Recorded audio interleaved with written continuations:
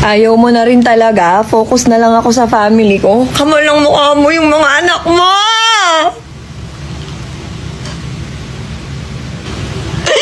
Ikaw pa may gana magtanong ko, magpo-focus ka na lang sa